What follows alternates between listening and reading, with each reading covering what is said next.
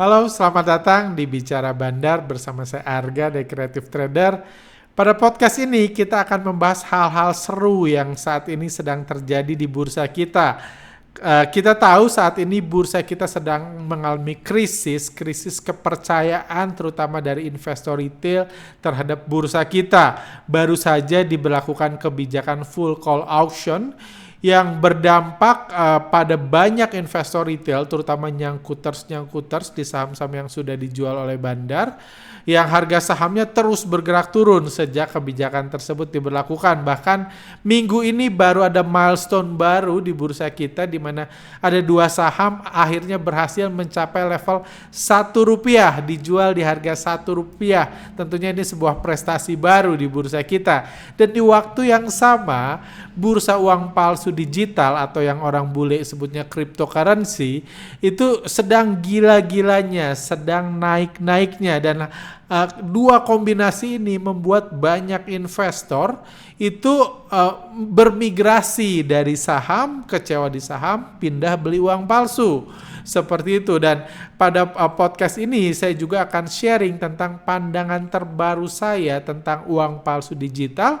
dan juga hal-hal ada mindset yang menurut saya berubah dari 2-3 tahun lalu ketika kami juga membahas upal digital ketika harga sahamnya di puncak dulu sebelum hancur dan sekarang bangkit lagi. Dan harapan saya dengan menonton podcast ini, Anda mungkin yang sedang berpikir untuk pindah dari bursa saham ke upal bisa punya mindset pandangan yang lebih clear tentang dua-duanya, dan saya akan mencoba menjelaskannya tentunya secara senetral mungkin, seobjektif mungkin. Saya nggak keberatan kalau Anda pindah dari saham ke upal, dan mungkin juga setelah tahu ada yang justru nggak jadi pindah, tetap di saham atau bahkan meninggalkan keduanya juga. Tentunya Anda sendiri yang perlu memutuskan yang terbaik buat Anda. Seperti itu. Oke, langsung saja. Tapi sebelum masuk ke situ, saya mau sedikit nostalgia dulu tentang era-era di bursa saham kita, terutama kebijakan-kebijakan yang dilakukan bursa kita kepada investor retail di masa lalu, seperti itu. Jadi kalau Anda ingat masa kejayaan bursa kita itu di tahun 2021 lalu. Pada saat itu kalau Anda ingat, hampir semua artis jadi influencer saham, tokoh agama jadi influencer saham, jutaan para pahlawan bursa memasukkan uangnya ke bursa saham.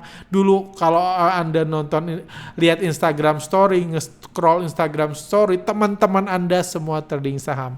Itulah puncak kejayaan bursa kita. Dan setelah itu sebenarnya ada perubahan dan banyak yang bergerak turun setelah hal tersebut terjadi. Dan sampai kita di saat ini, di mana kalau menurut pandangan saya membahas dari sosial media, ini adalah krisis kepercayaan yang dialami bursa kita. Tapi jadi dulu sebelum tahun 2021 saya berikan itu saya sebutkan itu sebagai BEI sebelum masa kejayaannya. Pada saat itu investor saham masih kurang dari 1 juta orang pada saat itu, dan karena masih sedikit, investor retail waktu itu masih diberikan kebebasan menganalisa pergerakan bandar. Analisa pergerakan bandar itu tidak diblokir, tidak dilarang. Bahkan BEI mendukung edukasi bagi para investor retail. Mungkin Anda kaget, tapi betul, sebelum masa kejayaannya BEI mendukung edukasi buat para investor retail, termasuk edukasi tentang ilmu bandarmologi.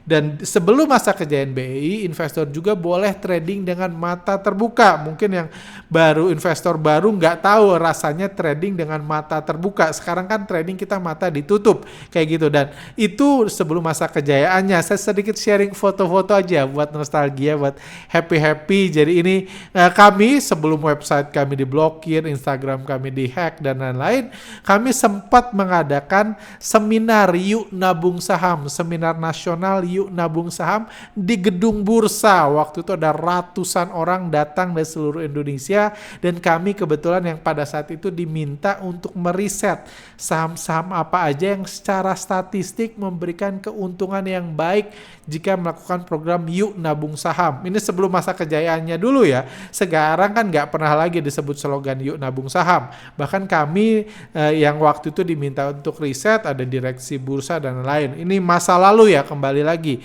Kita cuma nostalgia masa-masa happy, selalu happy tentunya. Cuma ini masa lalu aja, masa happy di masa lalu. Bahkan bukan cuma itu, di BEI di sebelum masa kejayaan, bahkan kami pernah memberikan edukasi tentang ilmu bandarmologi di gedung bursa. Kayak gitu, di gedung bursa. Ini ada foto saya waktu itu di gedung bursa menjelaskan tentang cara membaca broker summary. Tentunya sebelum broker summary dilarang, ditutup sepanjang jam market, kami bahkan sempat mengajarkan itu. Jadi itu memang masa lalu ya, keindahan masa lalu lah. Setiap masa ada keindahannya, seperti itu. Itu sebelum masa kejayaan. Dan ada juga dan memasuki tahun 2021 ini masa kejayaan BEI. Jadi menurut kalau puncak kejayaan BEI sampai saat ini itu dari Desember atau November 2020 sampai bulan Februari 2021. Ini ada berita-berita. Waktu itu saya screen cap berita Januari rata-rata transaksi 20 triliun, 70% dikuasai investor lokal. Sepanjang bulan Januari 2021 itu rata-rata transaksi 20 triliun. Sempat mencatat rekor juga transaksi 23 triliun. Itu kejadian-kejadian di masa lalu seperti itu. Juga bukan cuman itu, beberapa dari Anda mungkin masih ingat tentang Ajaib Sekuritas. Ajaib Sekuritas itu yang sempat heboh beberapa tahun lalu, itu sempat gandeng 1 juta investor saham dalam 2 tahun. Ini sekuritas yang punya jasa sangat besar untuk ekosistem di bursa kita, mendatangkan para pahlawan bursa di bursa kita. Itu sempat menggait 1 juta investor saham selama hanya dalam waktu 2 tahun. Jadi 2 tahun, baru berdiri 2 tahun sudah berhasil menggait, merekrut sampai 1 juta investor muda, investor baru, anak-anak ajaib di bursa saham. Seperti itu masa kejayaan BEI. Kayak gitu. Bukan cuma itu, ini supaya Anda dapat gambaran, ini grafik pertambahan jumlah investor baru setiap bulannya. Dan masa kejayaan BEI Anda lihat di sini, Desember itu cuma ada 12.000 investor baru 2020. Bulan ini di awal pandemik bulan Maret jumlah investor mulai naik. Terus naik dan ini di bulan Desember naik 221.000, masuk 221.000 orang baru ke bursa saham. Di bulan Januari 291.000, di bulan Maret ada 186.000 investor baru, akun saham baru yang terdaftar di BEI. Ini puncak kejayaan BEI. Sebagai gambaran, selama 20 tahun pertama dari dibukanya BEI buat investor retail, jumlah investor retail itu nggak sampai 1 juta orang. Sementara hanya dalam 5 bulan ini aja, 5 bulan puncak ini aja, ada lebih dari 1 juta investor dan pahlawan bursa baru yang berhasil masuk ke bursa saham. Itu jadi ini benar-benar murni masa kejayaan BEI. Tapi sayangnya di tengah masa kejayaannya, mungkin ya itu wajar juga sebuah sebuah kepemimpinan di masa kejayaannya tentunya ingin mencoba hal-hal baru, membuat sesuatu menjadi gebrakan-gebrakan baru. Dan salah satu gebrakan yang dirilis oleh BEI di bulan Februari 2021 juga di masa kejayaannya adalah mereka memutuskan untuk menghapus kode broker dan tipe investor di running trade. Jadi inilah awal keputusan kebijakan dari penutupan mata investor retail tepat dilakukan di masa kejayaan BEI lalu. Waktu rata-rata transaksi 20 triliun dan lain-lain. Itulah dilakukan. Satu gebrakan buat BEI tentunya seperti dijelaskan ini buat perlindungan investor untuk menjaga ekosistem dan melarang analisa bandarmologi. Jadi analisa yang sebelumnya sempat diajarkan di bursa saham sampai dilarang atau tidak direkomendasikan. Jadi sejak saat itu investor retail pahlawan bursa diminta untuk hanya baca laporan keuangan dan memberi nama candlestick, jangan lagi baca broker summary, atau yang pasti dilarang baca broker summary, dilarang menganalisa pergerakan bandar selama bandarnya masih bekerja di jam market. Kebijakan menarik dan juga pada saat itu kebijakan lanjutan yang dilakukan ketika BI masih jaya adalah IPO party, di mana keran IPO dibuka, jadi batas pegawai hanya 3 orang, jadi perusahaan dengan pegawai 3 orang atau lebih sudah boleh IPO. Jadi ada ratusan emiten untuk IPO di bursa kita, kejar-kejaran. Jadi kita lihat latar belakang perusahaan macam-macam. Ada yang jualan bimbel, ada yang nggak tahu jualan apa, nggak tahu kantornya di mana, ada yang jualan properti.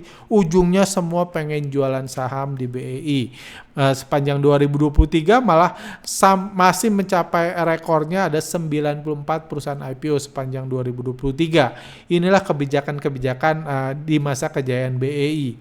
Seperti itu. Tapi BEI saat ini, kalau Anda lihat sebenarnya, kalau Anda lihat di satu sisi, IHSG masih baru saja cetak all time high baru, kapitalisasi saham begitu tinggi, mencetak rekor tertinggi, sebenarnya masih bisa dibilang masa kejayaan. Tapi satu hal yang jadi indikator penting dari masa kejayaan adalah nilai transaksi, jumlah investor yang masuk, jumlah pahlawan bursa yang memberikan sahamnya buat bursa saham. Hal-hal tersebut mengalami penurunan signifikan seperti yang kita bahas di awal tadi.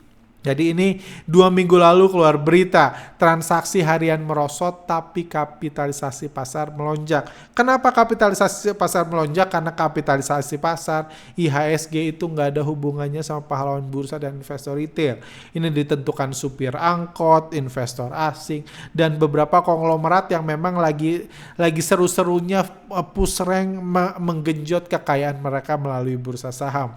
Jadi kapitalisasi market melonjak, walaupun sebenarnya di sisi lain kepercayaan investor retail terus mengalami penurunan sepanjang 1 tahun terakhir bisa dilakukan. Dan minggu lalu BEI di awal minggu ini BEI baru buat kebijakan baru lagi yang tentunya gebrakan baru untuk melindungi investor, itu papan pemantauan khusus tahap 2 dan kebijakan full call auction yang baru diberlakukan. Apa itu kebijakan full call auction? Ya, saya udah banyak YouTube yang menjelaskan, saya nggak mau repot-repot mengulas ulang, Anda pun gampang bacanya. Tapi intinya full call auction adalah BI mengkhususkan 220 saham yang lebih dari 20% saham di bursa kita, sehingga sepanjang market berjalan antriannya kosong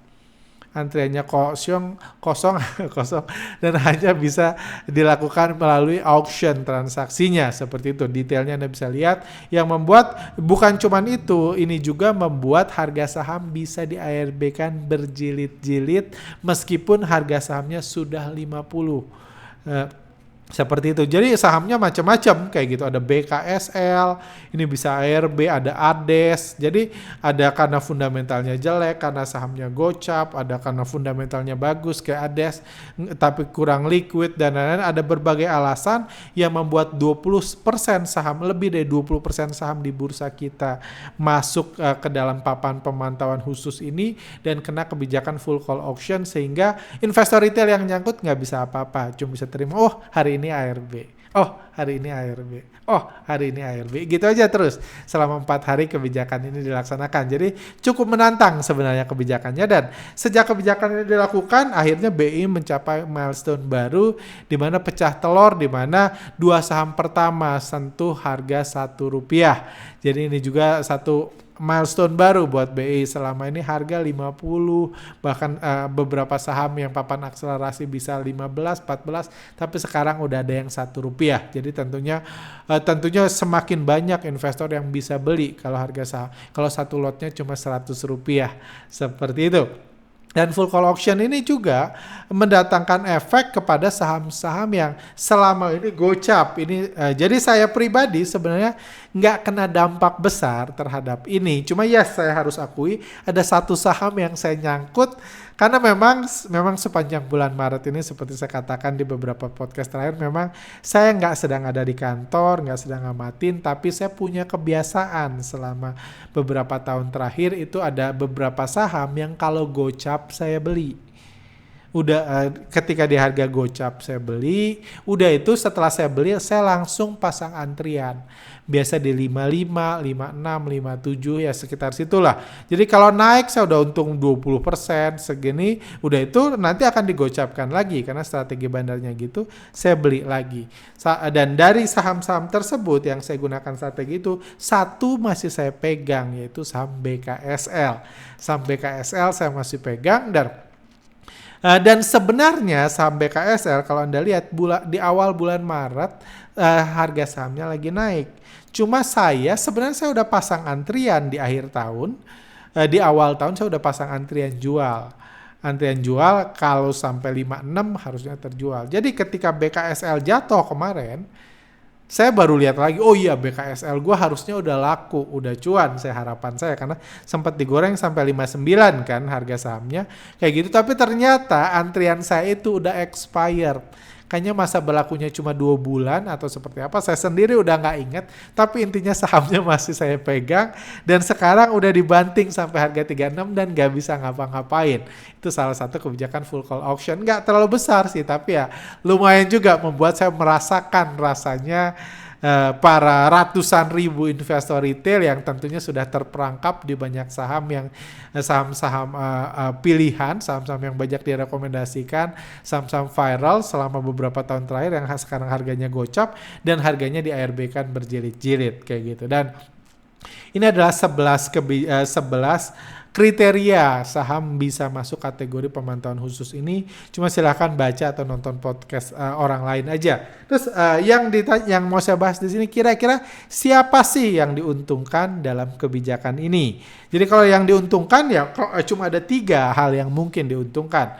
Pertama ada investor retail yang diuntungkan, bandar atau regulator. Biasanya cuma 2 yang bisa untung di sini. Nggak bisa 3-3-nya untung. Misalnya kalau fee dibanting, fee dibuat semurah mungkin, ya hanya investor retail dan bandar yang diuntungkan, regulator dirugikan. Kebijakan penutupan mata investor retail, ya investor retail dirugikan. Seperti itu. Jadi biasanya hanya 2 yang bisa diuntungkan. Seperti itu. Terus siapa yang diuntungkan? Mari kita bahas. Kalau kita investor retail, kita udah lihat bahwa ada petisi untuk menghapus kebijakan ini. Kalau Anda baca di forum-forum saham, kami baru post hari ini, post di Instagram 2 aja, disertai ratusan komentar orang-orang kecewa, orang-orang yang kesal, marah, dan lain-lain karena kebijakan ini. Jadi jelas investor retail tidak diuntungkan. Sementara regulator sendiri sebenarnya harusnya sih diuntungkan karena seperti dijelaskan alasan dari kebijakan ini salah satunya selain untuk melindungi investor adalah supaya perdagangan lebih aktif seiring dengan penerapan full call auction. Jadi tujuannya supaya saham-saham itu transaksinya lebih aktif, lebih banyak yang beli, lebih banyak yang jual, nggak cuma nyangkut doang. Kalau nyangkut doang kan nggak ngasih fee buat bursa. Nyangkut 1 tahun nggak ngasih fee, nggak ada transaksi, dan transaksi semakin sepi. Jadi dibuat kebijakan ini supaya lebih aktif dan seiring dengan penerapan ini. Jadi niatnya memang regulator diuntungkan. Cuma sejauh ini memang sepertinya belum jadi kenyataan. Bahkan nilai transaksi turun. Ini ada berita IHSG turun 0,31%, transaksi sih hanya 4,34 triliun. Efek full call auction. Jadi masih dipertanyakan apakah kebijakan ini efektif atau enggak buat keuntungan bursa. Harapan saya sih bisa menguntungkan bursa karena kita tahu bursa dikelilingi orang-orang baik, bahkan orang-orang direksi yang mendapat penghargaan selama ini. Seperti itu, kita harapkan dari kebijakan ini transaksi bisa melonjak tinggi dan fee transaksi kinerja bursa semakin mendapat pujian lagi. Seperti itu. seperti tahun lalu. Terus terus kalau investor retail dirugikan, is bursa so far belum diuntungkan, lalu gimana bandar? Jadi salah satu kebijakan dari ini efeknya adalah harga saham bisa diturunkan ke Rp1. Jadi kalau kita bicara skenario yang bisa dilakukan, bisa aja harga saham-saham yang gocap tersebut, yang udah turun tersebut, diturunin dulu ke Rp1. Setelah diturunin Rp1, ditunggu beberapa bulan untuk memberikan opportunity supaya investor retailnya legowo, pahlawan bursanya sudah pasrah, sudah ikhlas, mereka bisa cut loss di harga Rp1, baru harga sahamnya digoreng lagi ke 50. Secara teori yes, bandar bisa diuntungkan. Cuman sebenarnya nggak semua. Kalau secara bandarmologi, strategi tersebut hanya berlaku buat bandar yang ingin membuyback kembali saham yang sudah puas mereka jual ke pahlawan bursa. Jadi kenapa saham bisa ke 50? Karena sudah didistribusi habis-habisan ke investor retail dan pahlawan bursa. Itu alasan kenapa harga saham bisa turun ke 50. Jadi artinya apa? Kalau kita membahas saham 50, berarti saham-saham yang banyak atau mayoritas sahamnya sudah ada di tangan para pahlawan bursa. Yes, dulu batasnya 50. Jadi kalau bandar mau buyback pun, buybacknya di 50. Mau goreng pun, goreng start di 50. Itu yang saya manfaatkan selama bertahun-tahun. Saya beli di 50, goreng dikit, saya jual, banting lagi. Itu yang buat saya kejebak di BKSL juga, kayak gitu. Itu yang terjadi. Cuma itu bisa dilakukan. Cuma masalahnya nggak semua bandar pengen melakukan itu. Ada beberapa saham yang sekarang digocap, itu bandarnya lupa, ingat pun udah nggak lagi ada saham itu. Dia udah fokus mencetak saham baru, menggoreng saham baru, dia udah lupa sama saham itu. Jadi sebenarnya bandar yang udah lupa sama saham tersebut toh udah bagi bandar ya udah bentar lagi juga delisting. Cuma karena ada kebijakan ini saham tersebut bisa turun. Bahkan mungkin yang banting investor retail yang pengen keluar juga. Bandar udah lupa sama sahamnya, pemilik udah nggak tahu kemana, perusahaannya belum tentu ada juga anyway, kayak gitu. Tapi investor retail yang di saham itu, dengan kebijakan full call auction itu bisa saling membantai, menjatuhkan harga sahamnya sampai ARB berjilid-jilid. Jadi yes, memang ada bandar yang bisa diuntungkan kalau mereka mau buyback. Kayak gitu. Tapi kalau mereka nggak mau buyback ya bagi bandar nggak ngefek. Kayak gitu. Nggak ngefek kayak gitu. Jadi hanya yang mau buyback aja, nggak goreng pun nggak bisa, nggak ada bid overnya kayak gitu. Bahkan cuman itu saya cukup yakin ada banyak juga bandar yang mungkin merasa dirugikan. Bandar yang sahamnya belum habis dijual ke pahlawan bursa akan kesulitan. Jadi ada bandar-bandar yang misalnya dia dari punya 50 juta saham, 47 juta sudah dijual, harga udah gocap kayak gitu. Dia masih butuh jual 3 juta lagi. Kenapa ya, ngapain disimpan kan saham kayak gitu, ya kasih dong ke investor retail. Biar mayoritas di retail kan. Kayak gitu. Jadi masih ada 3 juta lagi. Dan tadinya mereka lagi istirahat, lagi santai, lagi liburan mungkin. Tadinya niatnya nanti saya goreng lagi di start di 50. Sekarang harga sahamnya turun. Bahkan dia kalau mau bukan hanya turun, nggak ada bid overnya, nggak bisa digoreng. Jadi mereka kalau mau jual pun harus lewat mekanisme FCA ini yang buat mereka jualannya jadi di harga lebih rendah. Kasian mereka. Tadinya bisa jualan ke retail di 50 gitu, sekarang harus jualan ke bawah. Di buyback ya nggak mau mereka buyback. Masa harus beli 40 juta, 7 juta saham lagi untuk naikin, kan nggak mau. Jadi 3 juta saham itu ya buat apa untuk bandar, kan nggak baik seperti itu. Kayak gitu, dijual murah kayak gitu, dibiarin turun kayak gitu, digoreng nggak bisa kayak gitu. Dan juga kebijakan ini, kekecewaan investor retail juga bandar saya yakin sama seperti regulator, bandar juga punya tujuan baik. Bandar juga nggak pengen investor retail kecewa. Bukan hanya kecewa, bisa aja investor retail kecewa dan menarik uangnya dari bursa saham. Kalau uangnya ditarik dari bursa saham, itu akan akan mengurangi jumlah pahlawan bursa yang bisa dikarungi oleh bandar. Jadi omset bandar bisa turun karena kebijakan ini. Jadi memang ini kebijakan yang agak kontroversial kayak gitu. Kontroversial yang bisa-bisa ya nggak tahu siapa yang happy, hanya sejumlah kecil aja bandar yang happy kayak gitu, yang benar-benar mau buyback sahamnya dan pengen, daripada buyback di 50 tentunya sebaik-baiknya bandar ya mereka lebih pengen buybacknya di Rp1 aja kan, dan setelah buyback tentunya akan digoreng lagi, hanya bandar itu yang diuntungkan. Sisanya bandar yang masih punya barang, mau ngehabisin, mau bersih-bersih gitu kan. Mau bersih-bersih ya dia tadinya pengen obral di 50. Sekarang obralnya di 17, di 20 kan kasihan mereka. Seperti itu. Jadi nggak banyak yang diuntungkan. Dan manfaat kebijakan ini minggu pertama pun langsung kerasa. Kami sebelum podcast ini dibuat baru aja buat review kinerja 220 saham yang masuk pemantauan khusus sepanjang minggu ini.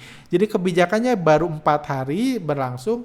Dari 220 saham yang masuk pemantauan khusus, sebenarnya 74 saham disuspend. Jadi nggak bisa diturunin. Kayak gitu 74 saham.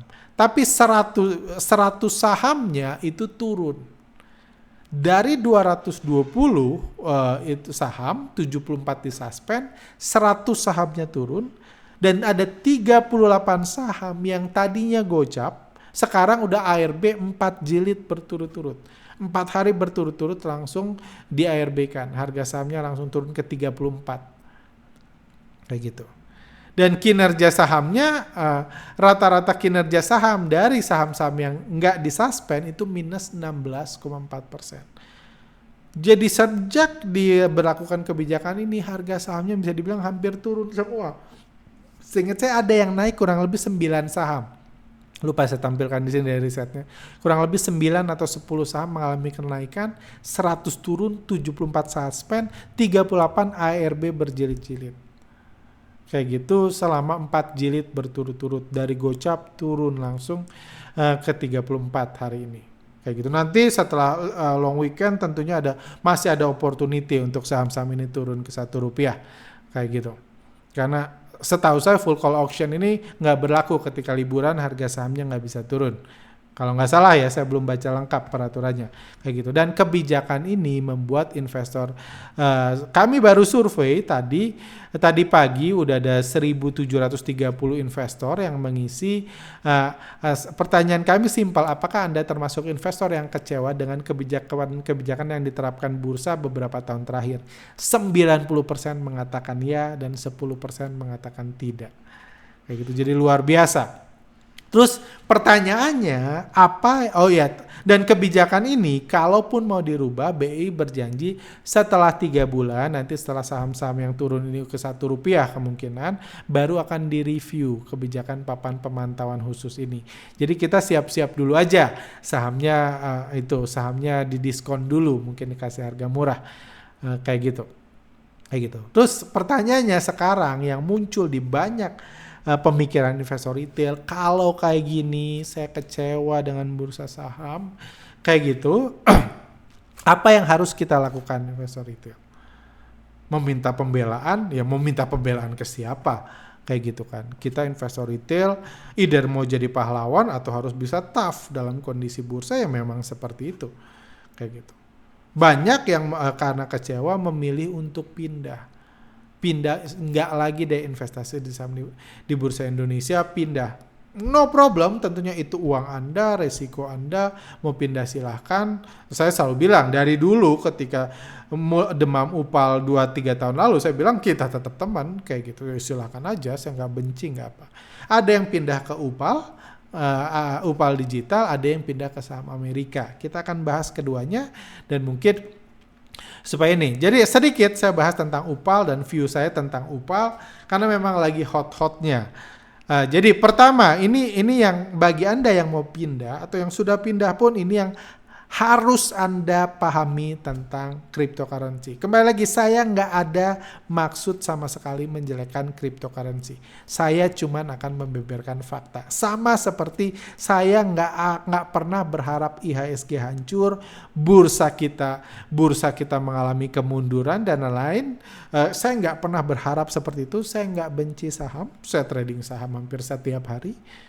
Tapi bukan berarti saya sebagai edukator hanya akan menyebutkan yang manis-manisnya aja. Karena saya bukan influencer seperti itu. Yang manis-manisnya aja tujuannya buat menyerap investor, menyerap uang para followernya. Saya bukan influencer seperti itu. Saya kalau nggak suka, saya bilang nggak suka. Kalau menurut saya ini nggak baik, saya bilang nggak baik. Kalau menurut saya jangan dibeli, saya bilang jangan dibeli. Atau sangat berbahaya, saya bilang sangat berbahaya. Kalau ini saya bilang pegawainya 3 orang, saya bilang 3 orang. Nggak peduli laporan keuangannya bagus, saya akan bilang pegawainya 3 orang. Biar Anda tahu aja, kayak gitu. Oke, itu saham saya sudah bertahun-tahun bahas tentang fundamental saham. Saham itu sebenarnya apa? Sekarang kita bahas tentang UPAL atau cryptocurrency. Beberapa masih sebut dengan istilah cryptocurrency atau kripto. Jadi pertama, cryptocurrency adalah uang palsu digital dan bukan uang masa depan. Itu intinya. Ini uang palsu digital dan bukan uang masa depan. Memang dulu, zaman dahulu 20 tahun lalu mungkin pernah ada orang beli pizza pakai UPAL. Mungkin di apa gitu, ada yang beli apa gitu, pernah nyimpan UPAL dan lain. Dulu memang pernah ada. Itu kejadian 1-2 orang kayak gitu. 1-2 orang pernah beli pizza pakai UPAL, tapi ada ratusan juta orang miskin karena UPAL. Ceritanya harus fair kan? Kayak gitu. Cuma pertama, cryptocurrency adalah uang palsu digital dan bukan uang masa depan. Ada influencer UPAL atau pencinta UPAL yang otaknya sudah keblinger, bahkan mengatakan salah, yang uang palsu itu uang dolar Amerika, uang rupiah lah yang uang palsu. Semua uang adalah uang palsu, itu udah keblinger. Itu harus ke dokter kalau udah ngomong kayak gitu. Karena saya mau jelaskan lagi, uang resmi hanya bisa dibuat dan diatur oleh pemerintah suatu negara dan digunakan di negara tersebut. Uang resmi di Indonesia, uang resmi hanya bisa diputuskan oleh pemerintah Indonesia, bukan Anda. Kalau di zaman Orde Baru, Anda bilang uang rupiah, uang palsu, saya jamin dikarungin Anda. Saya jamin. Itu nggak tahu diri. Kalau bilang uang US dollar, uang palsu itu nggak tahu diri. Karena yang menentukan asli atau palsu itu pemerintah. Selama Anda di Amerika, uang asli adalah uang US dollar. Selama Anda di Indonesia, uang asli, uang resmi adalah rupiah. Selama Anda di Malaysia, uang resmi adalah ringgit. Titik, nggak ada perdebatan. Terus kalau Anda mau menganggap UPAL, cryptocurrency sebagai uang asli, Anda harus pindah ke planet lain. Di mana nggak ada pemerintah di situ. Atau para pembuat UPAL yang udah kaya ini buat negara baru. Anda buat jalan baru. Anda buat kota baru, buat rumah sakit baru, buat sekolah baru, buat airport baru. Anda buat semuanya baru. Di situ Anda boleh menentukan. Anda bayar polisi, bayar militer, segala macam. Kalau Anda udah buat negara baru, Anda boleh menentukan uang Anda mau UPAL apa, mau anjing digital, terserah. Tapi pembuat uang palsu nggak mau melakukan itu. Ngapain? Mereka nggak mau. Mereka cuman, gue pengen tinggal di negara lu, tapi gue pengen buat uang sendiri. Kayak gitu. Jadi uang cryptocurrency selamanya akan menjadi uang palsu digital. Sampai kapanpun tidak mungkin ada pemerintah satu negara membiarkan orang lain mencetak uang palsu versi mereka masing-masing untuk menggantikan uang asli. Anda bisa catat itu. Saya nggak melarang Anda beli UPAL, sama sekali tidak. Saya hanya menjelaskan UPAL itu apa. UPAL digital itu apa. Seperti itu. Kenapa? Mungkin konsep bernegara terlalu rumit buat Anda. Saya kasih contoh. Misalnya, saya sebut merek ya sambil iklan. Misalnya Anda di time zone. Zaman dulu nih time zone ketika belum ngetap. Masih pakai koin. Koin time zone itu hanya bisa dilakukan di time zone. Mereka buat upal tuh. Uang koin-koin mainan kan. Buat main di time zone. Anda tukarkan uang asli Anda, tukar koin time zone, Anda pakai. Pertanyaannya, mungkin nggak time zone mengizinkan setiap anak-anak yang main buat koinnya sendiri? Ya nggak mungkin, itu kan bisnis dia. Sampai kapanpun, nggak mungkin ya semua orang main sendiri. Saya buat koin baru ya main kayak gitu. Karena itu kan bisnisnya time zone. Kenapa time zone buat upah? Tujuannya satu, sama seperti uang palsu lain. Tujuannya untuk mendapatkan uang asli.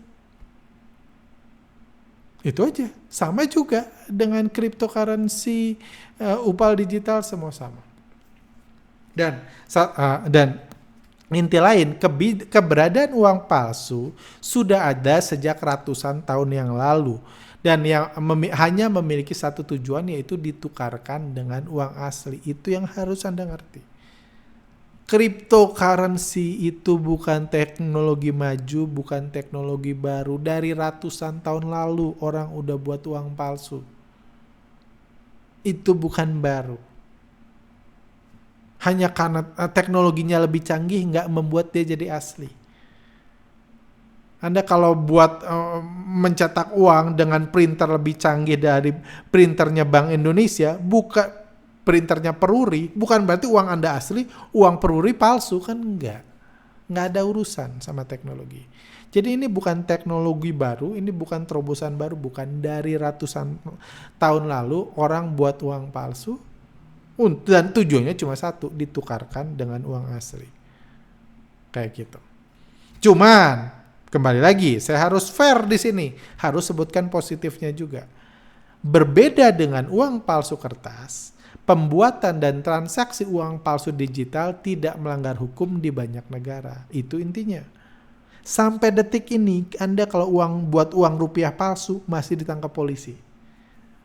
Sampai detik ini, uang palsu. Ngapain Anda cetak uang rupiah palsu? Tujuannya sama kan? Buat ditukarkan dengan uang asli. Nggak ada bedanya sama cryptocurrency.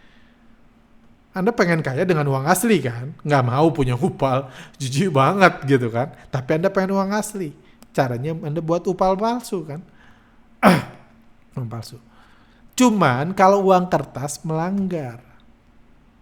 Kalau uang palsu digital tidak melanggar. Itu prinsip yang lain. Jadi saya nggak melarang Anda beri upal. Kenapa? Karena tidak melanggar hukum. Kalau melanggar hukum saya akan melarang Anda. Karena ini tidak melanggar hukum. Anda nggak, bahkan kalau orang-orang kaya mulai main upal, teman-teman saya, kenapa lu nggak buat aja sih lebih cuan? Saya bilang, boleh kok. Ngapain Anda jualan uang orang? Mending buat sendiri uangnya. Kayak gitu. Dan satu lagi, fundamental yang perlu Anda ketahui adalah faktor kelangkaan tidak punya efek terhadap harga suatu barang tanpa manfaat seperti upal. Jadi hanya karena upalnya dibilang langka, nggak membuat upal itu ada harganya. Beberapa tahun lalu saya kasih contoh, langka itu bukan berarti mahal. Beberapa tahun lalu saya tunjukin kursi butut di kantor saya. Itu kursi butut udah sobek-sobek, udah jelek, saya foto waktu itu. Sekarang kursinya udah nggak ada sayang. Kursi butut itu saya bilang ini kursi langka banget, cuma ada satu di dunia. Tapi bukan berarti kursi itu mahal kan. Bitcoin ada berapa puluh juta, ini kursi cuma ada satu loh di dunia, kursi sebutut ini. Tapi kursi itu nggak buat mahal. Saya kasih contoh baru. Saya punya ini apa namanya, iPod ya. iPod kan, iPod. Saya punya iPod. Ini punya iPod. Dulu saya senang pakai MP3, saya pakai earphone, kemana pakai earphone, dan terakhir iPod saya ini. Ini barang udah langka sekarang. Barang dari Apple asli udah langka. Pertanyaannya, anggaplah dulu saya beli ini 3,5 juta gitu ya. Pertanyaannya, apakah sekarang barang ini harganya lebih mahal kalau dia udah langka? Dulu banyak, sekarang udah langka, udah dikit. Enggak kan? Karena nggak ada gunanya. Sama, upal juga nggak ada gunanya. Ini cuma bisnis goreng-gorengan aja, sama seperti saham. Jadi nggak ada urusan langka dengan harga mahal, nggak. Barang punah nggak ada gunanya juga banyak. Sampai punah nggak ada harganya juga banyak. Gitu. Dan fundamental lain upal, simpel aja, keuntungan investor yang profit taking upal, jadi kan ada jutaan juga investor retail, investor yang profit taking di upal, gua cuan di upal. Kok bisa cuan? Cuan itu didapat dari uang asli, dari investor yang baru menukarkan uang aslinya dengan upal. Jadi kenapa investor, ini uang palsu kenapa bisa cuan? Kalau Anda cuan di upal, kalau Anda trading upal, untung Anda itu didapat dari uang investor lain yang baru menukarkan uang aslinya dengan upal. Misalnya Anda profit taking, Anda modal beli 100 juta, di 120 juta Anda jual. Beli upal 100 juta, udah itu sekarang harganya 120 juta, Anda jual upalnya, Anda dapat uang asli lagi nih. Anda dapat 120 juta kan. Uang itu dari siapa? Misalnya Anda beli dari saya. Jadi sebenarnya bukan karena teknologi upal Anda untung, karena Anda ngambil uang saya. Kalau nggak ada saya, Anda nggak untung. Itulah keuntungan investor profit taking upal itu didapat dari uang asli dari para investor baru yang menukarkan uang aslinya dengan upal. Itulah alasannya kenapa kalau Anda lihat pemilik upal, dia itu langsung sangat agresif mengajak orang baru menukarkan uang aslinya dengan upal. Saya nggak ngelihat orang saham masuk ke forum upal bilang, cepetan trading saham, beli saham, tahu rasa lu, beli saham sekarang, mumpung ijo sebelum naik. Saya nggak pernah ngelihat orang saham seperti itu. Saya nggak pernah sekalipun minat masuk forum upal, tapi orang upal masuk ke sosmed kami, ke YouTube kami, ke kolom komentar kami, nggak henti-hentinya dari dulu. Dan tujuannya cuma satu, untuk mengajak orang lain, mengajak orang yang trading saham, beli upal. Kenapa? Karena keuntungan mereka didapat dari orang baru yang masuk. Itu fundamental, itu inti dari uang palsu digital atau cryptocurrency. Saya ngomong intinya aja ya, teknisnya, cara nginstalnya, airdropnya itu bukan urusan saya. Saya malas juga bahas kayak gitu. Oke, dan satu hal lain yang Anda harus ketahui, jumlah korban yang jatuh miskin karena upal jauh lebih banyak dari korban yang jatuh miskin karena instrumen investasi lain termasuk saham. Kalau nggak percaya, Anda di kontak Anda pilih 100 orang. Pilih 100 orang yang Anda tahu berkata jujur. Anda tanya di antara mereka berapa banyak yang pernah rugi di saham dan pernah rugi di upal. Anda hitung mana lebih banyak. Kalau Anda nggak percaya. Random aja. Kayak gitu. Oke, itu inti dari upal. Cuman upal bertransformasi. Bertransformasi dari waktu ke waktu, dan ini update upal tahun 2024. Menurut saya, ini pandangan saya, kalau tadi fundamental itu intinya, ini pandangan pendapat saya. Masyarakat sudah mulai bisa menerima kalau cryptocurrency itu uang palsu digital dan bukan uang masa depan. Kalau saya dulu ngomong upal, para upalers gitu, para para pencinta upal, itu marah-marah. Para pencinta cryptocurrency marah-marah. Sekarang mereka nggak marah lagi dibilang upal, maka mereka menyebut cryptocurrency sebagai upal. Berarti ini kemajuan, artinya mereka sudah paham. Kenapa ini kemajuan? Karena kalau mereka sudah paham cryptocurrency adalah upal, mereka tahu tujuan mereka beli upal, tujuan mereka cetak upal adalah tukar dengan uang baru. Ditukar dengan uang asli. Jadi mereka nggak akan hold seumur hidup upal. Upal nggak ada gunanya, nggak akan pernah dipakai. Mereka cari cuan di upal. Dan selama Anda cuan, saya happy. Banyak influencer sudah menyebut cryptocurrency sebagai upal, atau at least ketika ngomong ke saya, Ngapain lu trading di saham, kecewakan? Trading upal aja. Influencer lo yang ngomong upal. Mereka sudah paham. Jadi itu positif buat market upal. Bukan, saya nggak lagi ngomong saham. Buat market upal itu positif, buat investor retail di upal itu positif. Hal lain yang menarik adalah beberapa bandar upal yang lama sudah masuk penjara. Kita tahu 2-3 tahun terakhir beberapa bandar upal masuk penjara. Tokoh-tokoh yang dibilang orang jenius sudah masuk penjara. Beberapa bahkan hilang dan dibunuh. Tetapi Bitcoin bisa bangkit lagi. Ini sesuatu yang sangat menarik. Jadi umumnya Ponzi scheme seperti robot trading dan lain-lain itu sekali hancur, sekali mereka mengeruk uang dalam jumlah besar, itu nggak akan bangkit lagi. Biasanya mayoritas 99,9% sudah dikeruk, nggak akan bangkit lagi. Kenapa? Ngapain juga mereka buyback? Ngapain mereka goreng lagi? Ya buat Ponzi yang lain. Ponzi nggak pernah berakhir. Bandar Ponzi itu selalu cuan dari tahun ke tahun. Cuma produknya beda-beda. Jadi kalau upal digital itu Ponzi biasa, harusnya Bitcoin gak bangkit lagi. Apalagi bandarnya sudah banyak yang dipenjara, bahkan ditangkap, menghilang, bahkan dibunuh. Kayak gitu. Pengendali-pengendalinya, tapi ternyata Bitcoin bangkit lagi. Jadi kembali lagi, saya bilang, saya di sini pengen se-fair mungkin. Saya bilang bagus, saya anggap bagus, saya katakan bagus. Anda pindah pun saya happy-happy aja. Selama Anda udah ngerti semuanya. Dan kalau saya lihat, Bitcoin ada potensi. Saya ngomong Bitcoin ya, upal-upal lain terlalu heboh buat bahasnya. Saya hanya ngomong Bitcoin 1 bisa bertransformasi dari Ponzi scheme biasa jadi aset uang palsu.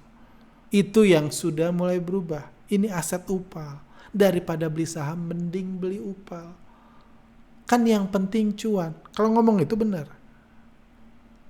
Dan poinnya yang penting di sini, ada kemungkinan Bitcoin itu tidak berakhir di angka 0. Ada kemungkinan. Kayak gitu. Bagi saya kemungkinannya ya saya nggak tahu gimana ngitung persennya, cuma ada kemungkinan ke arah situ. Karena kalau Ponzi scheme biasa itu pasti berakhir dengan 0. Uang palsu itu pasti berakhir dengan ditangkap. Nggak mungkin ada produsen, wah saya udah 23 tahun nih selalu produksi uang palsu, cuan terus, enggak kan. Orang mencetak uang palsu biasa selalu ada akhirnya. Selalu bubar. Selalu yang pegang uang palsu jatuh miskin, selalu. Itu prinsipnya. Cuma mungkin Bitcoin, hanya ngomong Bitcoin ya, itu mungkin berubah jadi aset uang palsu. Yang akan saya udah harganya. Saya nggak akan ngomong akan naik terus, saya nggak bilang kelangkaan itu ada artinya, nggak ada. Tapi mungkin dia jatuh lagi, nanti digoreng lagi. Jatuh lagi, digoreng lagi, selayaknya sudah seperti saham. Dan yang hal positif lainnya tentang upal adalah tidak banyak negara melarang perdagangan uang palsu.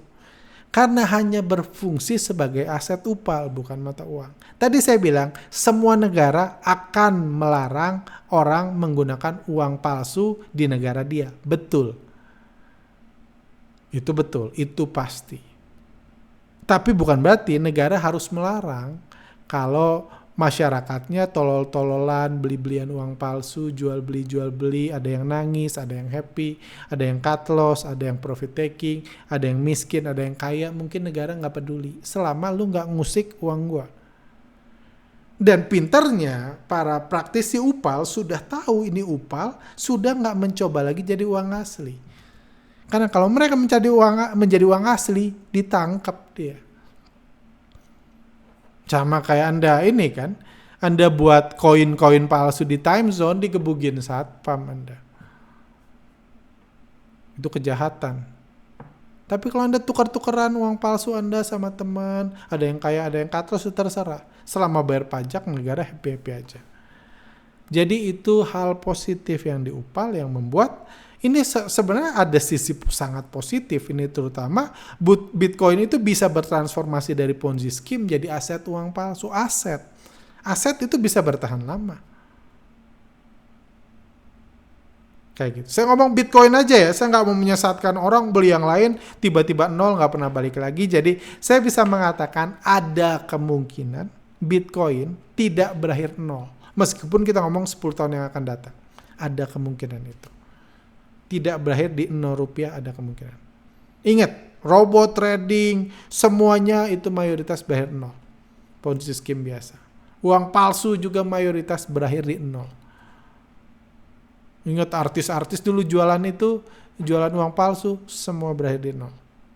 Tapi ada kemungkinan Bitcoin tidak berakhir di nol. Oke, ini sangat positif saya mengatakan Upal. Oke, sekarang terakhir, maaf ini jadi panjang banget nih podcast.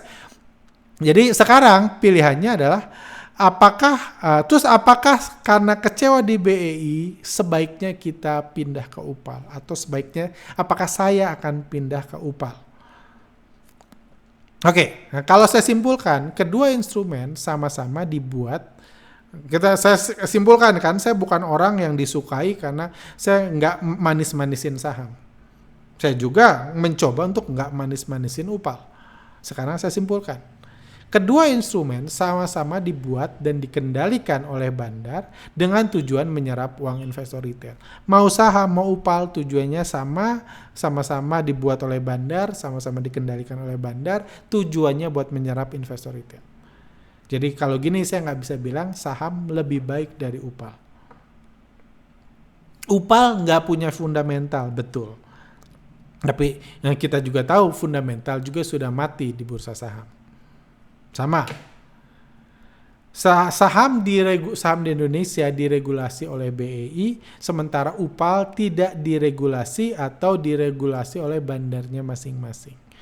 Yang mana yang menurut Anda lebih baik, lebih aman, lebih terpercaya, Anda yang memutuskan. Mau nggak jelas siapa yang ngatur, atau yang ngaturnya jelas. Walaupun kadang-kadang yang event yang ngaturnya jelas, setiap pemerintah sehebat apapun, pasti ada yang merasa dirugikan. Karena memang menjadi pemerintah nggak mudah. Saya tahu menjadi BEI pun nggak mudah. Jadi meskipun banyak yang nggak suka, BEI tetap direksinya dianggap yang terbaik di Indonesia. Karena memang nggak mudah. Kayak gitu.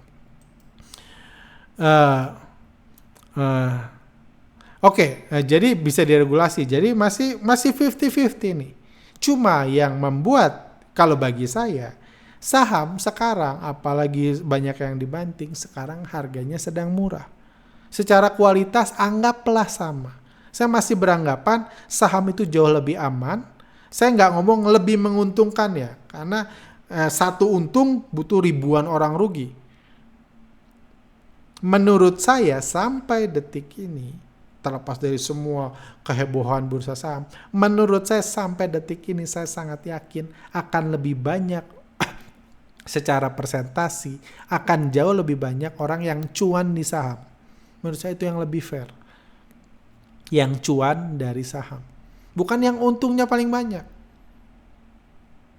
Betul, misalnya satu value investor bisa untung triliunan, betul. Tapi triliunan itu kan didapat dari ratusan ribu investor, uangnya didapat dari ratusan ribu value investor yang rugi. Puluhan juta mungkin. Cuma jadi melihat fakta itu, jadi kita tahu untung itu didapat dari uang orang lain kan. Jadi saya sampai detik ini, kalau ngomong kualitas, saya masih anggap pro ke saham. Yang saya bahas kualitas apa? Karena saya ngomong sebagai edukator ini. Saya yakin ada lebih banyak orang dalam 10 tahun ke depan, start hari ini, kalau kita survei 10.000 orang, 10.000-10.000-nya suruh trading saham dan Upal. Saya yakin 10 tahun lagi lebih banyak yang cuan di saham, diakhiri dengan cuan daripada di Upal. Saya sangat yakin sampai detik ini. Dan saya yakin selama 50 tahun ke depan pun bursa saham masih akan ada.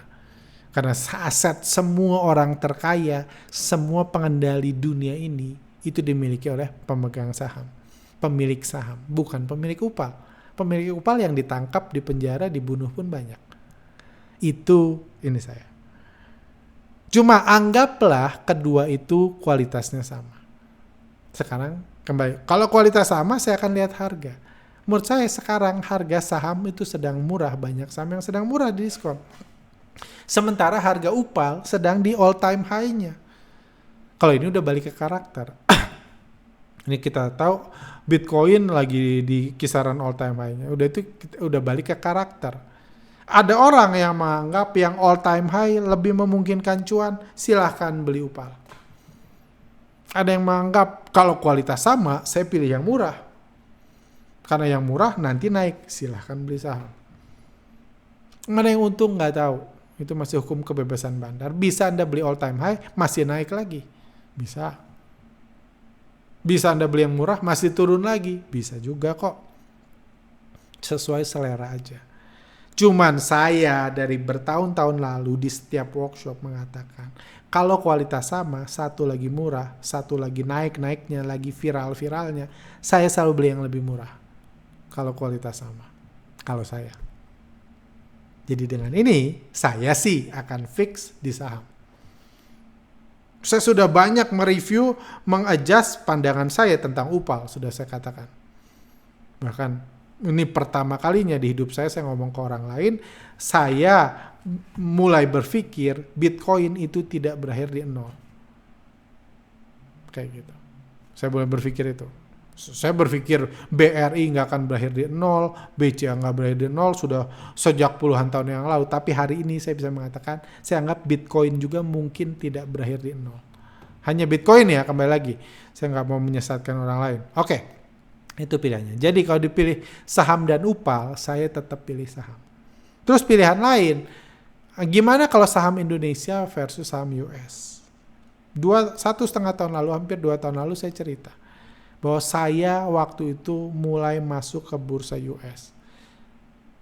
Kenapa saya masuk ke bursa US? Karena waktu itu saham-saham teknologi lagi murah-murahnya. Saham-saham perusahaan Google, saham-saham Google, Amazon itu lagi diskon gila-gilaan, Meta itu lagi diskon gila-gilaan, Apple lagi murah-murahnya. Waktu itu saya borong. Saya bilang waktu itu. Sebulan saya borong, saya bilang kok. Sekarang saham-saham itu ada yang udah naik 60%, 70% dan lain-lain. Jadi kalau based on persentasi aja, saya harus akui, dalam periode yang sama itu, keuntungan saya secara persentasi di saham US lebih besar daripada keuntungan saya di BEI. Kalau ngomong secara persentasi. Dan saya harus fair juga bilang bursa US itu dikelola lebih baik dari bursa Indonesia ya.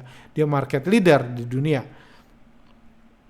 Nah, juga faktanya, fundamentalnya, saham di bursa US juga dikendalikan sepenuhnya oleh bandar. Cuman, analisa bandarmologi dilarang sepenuhnya di bursa US. Regulator di Indonesia jauh lebih baik daripada di US. Di US, broker summary itu ditutup seterusnya, nggak dibuka sama sekali. Di Indonesia masih dibuka. Makanya kita harus sangat apresiasi. Setiap UBBM saya apresiasi, berterima kasih karena mata kita masih boleh dibuka. Di US ditutup sepenuhnya. Cuma hal menarik lain, sisi positif, USD adalah mata uang dunia. Kita tahu mata uang dunia adalah USD, US dollar. Dan saham US adalah tujuan utama dari aliran USD. Artinya selama USD terus bertambah, USD itu harus dibelikan sesuatu. Dan yang paling banyak dibelikan USD adalah saham US. Itu yang membuat saya yakin US akan terus berdiri karena dia menguasai finansial. Bursa Amerika akan terus berjaya karena mereka yang nyetak uang dan uangnya dibelikan saham-saham yang di negara mereka mayoritas. Jadi ini market yang sangat menarik, cuma memang analisa bandarmologi dilarang sepenuhnya di sana. Oke. Jadi saya bilang, saya punya saham US. Cuma karena saya beli waktu itu, saya nggak apa-apain. Kenapa nggak bisa saya analisa? Nggak ada bandarmologinya, saya nggak ngasih nama candlestick. Kalau mau baca laporan keuangannya juga perusahaannya nggak kasih dividen, ya cuma goreng-gorengan aja. Cuma saya nggak bisa menganalisa pergerakan bandar. Jadi saya beli, saya diemin. Nggak saya tambah portfolionya, saya diemin aja. Mau saya tambah juga harga udah naik. Jadi menurut saya itulah bursa saham bagi mereka yang sama sekali nggak bisa analisa bandarmologi. Apa yang dilakukan kalau saham-saham yang pasti akan selalu hidup, seperti Amazon, Google, Apple, saya yakin pasti selalu hidup. Ini juga mungkin bisa berlaku di Bitcoin, juga di BRI, Mandiri, BCA. Kalau harganya jatuh, ya Anda beli. Udah itu tunggu, doakan aja biar naik. Itu aja. Kalau harganya jatuh, Anda beli, doakan naik. Terus gimana pergerakan bandarnya di US? Nggak bisa. Saya juga setelah beli ya cuma doa aja biar naik. Setelah naik udah bingung, ya udah saya tunggu crash lagi, saya borong lebih banyak. Itu aja yang bisa saya lakukan. Karena nggak bisa saya analisa kayak gitu. Dan satu hal yang itu saya sebut 1,5 tahun lalu dan saya juga sebut sekarang, saya belum cukup yakin dengan keamanan penyimpan aset investasi saham US yang kita miliki jika berinvestasi menggunakan aplikasi yang ditawarkan di Indonesia. Saya nggak usah nyebut merek, apapun mereknya yang membuat Anda bisa beli saham US di Indonesia, saya belum terconvince akan keamanannya. Itu sebabnya kalau dibandingin saham saya di Indonesia, nilai saham saya di Indonesia, nilai saham US saya ini nggak paling 10%-nya, yang pasti nggak sampai 20%-nya nilainya. Meskipun cuannya lebih besar. Kenapa? Ya saya takut digondol, dibawa kabur, atau aplikasinya ditutup. Saya mau lapor ke siapa? Mungkin saya salah, mungkin perusahaan yang bilang ini dijamin di sini, silahkan. Anda mau percaya mereka silahkan. Cuma saya ngomong sebagai perasaan saya belum sepercaya itu. Jadi saya karena apa gunanya harga sahamnya naik kan? Kalau aplikasinya nggak bisa dipakai lagi, tiba-tiba diblokir, tiba-tiba bangkrut, uang saya nggak tahu di mana, saham saya nggak tahu di mana, kayak gitu kan. Nama saya nggak tahu tercatat atau enggak, saya nggak tahu semua itu, ya apa gunanya, cuan. Kalau itunya masih dikhawatirkan. Jadi saya sangat hati-hati karena itu. Dan saya juga nggak tahu mau apa. Jadi apakah saya invest di bursa US? Yes. Cuma apakah saya mau nambah? Bingung juga mau nambah, mau beli saham apa. Karena nggak bisa dianalisa. Kayak gitu. Oke. Jadi itu kesimpulan saya. Terus opsi lain ya, kalau memang kondisi sedang krisis, ya melakukan yang lain. Itu juga yang bisa saya lakukan. Kami lagi fokus di riset, kondisi lagi nggak enak, market lagi sepi, saham-saham juga nggak banyak yang bisa kita ikuti. Kami jarang buat UBBM karena saya sibuk juga dan nggak terlalu aktif trading juga gitu. Jadi ya bisa aja nunggu kondisi berubah sambil produktif di area lain. Makanya saya nggak pernah menyarankan orang jadi full time trader. Kerjaan yang lain, punya bisnis lain, punya investasi lain, terserah. Termasuk itu UPAL, terserah. Kayak gitu, itu opsi lainnya. Oke, dan kembali lagi nostalgia masa lalu. Jadi ini bukan kali pertama bursa kita mengalami krisis yang kurang enak seperti sekarang. Tahun 2020 lalu, di awal 2020 lalu sempat ada krisis yang luar biasa berat, membuat harga saham juga puluhan saham ARB berjilid-jilid seperti kasus minggu ini. Kenapa itu terjadi? Karena salah satu investor nomor 1 pada saat itu ditangkap oleh KPK. Jadi Pak Beni itu investor nomor 1 sampai saat itu, bukan Pak LKH pada saat itu. Pak Beni yang dipuja-puja pada saat itu ditangkap karena dianggap sebagai bandar saham, kena korupsi jiwasraya. Ketika mereka ditangkap, hancur, puluhan saham hancur. Bahkan nilai transaksi setelah beliau ditangkap itu turun sampai tinggal 4,17 triliun. Ini ada beritanya waktu itu, turun signifikan. Sekarang 10 triliun udah nyesel dulu Pak Beni ditangkap, turun sampai 4,17 triliun. Karena 30% transaksi di bursa pada saat itu beliau dan grup. Ketika beliau ditangkap, hancur transaksi. Pada saat itu, kalau Anda udah follow kami, udah ikuti kami di Telegram, pada waktu itu, saya udah ngerasa gelap banget, ini kacau banget. Kok bisa bandar harusnya dipuja-puja, diberi kemudahan, diberi fasilitas dan lain, kok bisa malah ditangkap? Ya hancurlah harga saham. Dan ditangkap dan benar hancur. puluhan reksadana nggak bisa dicairkan pada saat itu. Setelah beliau ditangkap. Cuma menunggu di masa krisis, tiba-tiba datang pandemik. Orang di rumah aja, stock market 2.0, fundamental dihapus, tahun 2021 masuk masa kejayaannya. Jadi tahun ini kalau Anda rajin menunggu, saya yakin bursa akan bangkit lagi. Seperti saya berulang kali katakan, bursa kita dipimpin oleh orang-orang kompeten dan akan bangkit lagi. Atau ya karena kebaikan aja, mau pandemik lagi atau janganlah ya pandemik lagi atau apapun yang membuat bursa akan bangkit lagi. Seperti itu. Oke, kurang lebih itu aja dari saya. Maaf ini menjadi podcast yang sangat panjang. Semoga Anda bermanfaat. Kembali lagi saya mencoba senetral mungkin. Kalau Anda mau switching silahkan, saya doakan yang terbaik buat Anda. Mau masuk ke bursa Amerika saya sudah jelaskan. Mau beli UPAL silahkan. I wish you luck. Selama Anda tahu itu UPAL, saya berharap Anda dapat keuntungan yang sebesar-besarnya. Tapi saya sudah menjelaskan posisi saya. Oke, sampai sini aja. See you next time.